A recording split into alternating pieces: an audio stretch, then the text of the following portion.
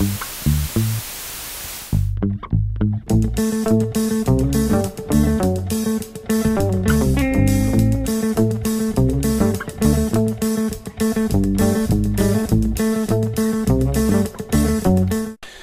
fermiers, mes fermières, bonjour, bienvenue à la ferme, bienvenue sur Cocotte TV, la télé des petites souris. Aujourd'hui, je vous présente la Mionix Avior 8200. Alors, elle nous provient de chez Mionix, puisque je l'ai dit.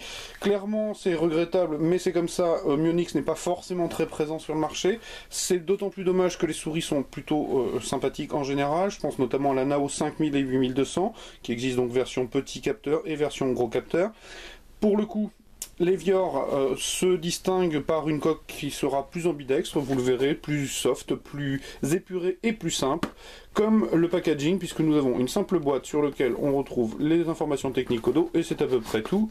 Boîte qui ne comporte pas grand chose à l'intérieur, si ce n'est que nous avons, évidemment, je pousse le plastique, une souris, ça c'était sûr, mais le bundle est très chiche. Pour cause, un petit autocollant, et un flyer qui reprend les clauses de garantie, les questions d'installation et de customisation en anglais. Et c'est à peu près tout.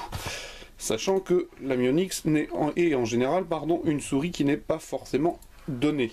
Au niveau de la souris en elle-même, recouverte intégralement de soft touch, la finition est exemplaire. À chaque fois chez Mionix, il n'y a rien à dire à ce niveau-là.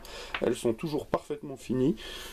Au niveau du look, elle est assez simple, comme vous le voyez. Sur la coque, à l'arrière, on trouve le sigle qui sera illuminé, sur un encart entre deux clics, qui sont tout doux, comme d'habitude chez Mionix.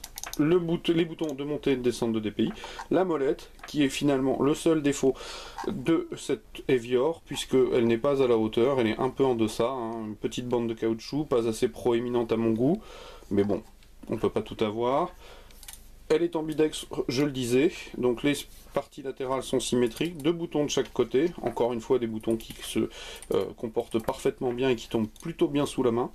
En dessous, deux gros patins, le capteur 8200, que l'on supposera être la Vago, comme d'habitude. Le câble est tressé, se termine par un USB plaqué or. Et nous avons donc une souris qui, en termes de prise en main, pour l'avoir déjà testé, est plutôt favorable au finger et au claw grip.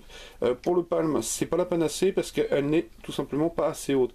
Clairement, Mionix le sait, puisque l'annonce d'ailleurs très précisément en disant que cette Avior est destinée au claw et au finger grip.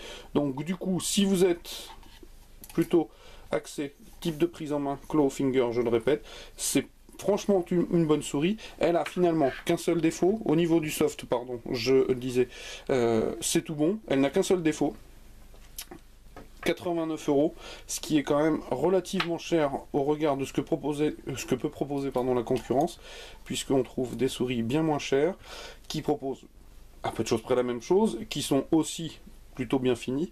Bon, évidemment, vous n'aurez pas le plaisir d'avoir une souris relativement rare, puisque Mionix, ça court pas les rues, on n'en trouve pas à tous les coins de quartier.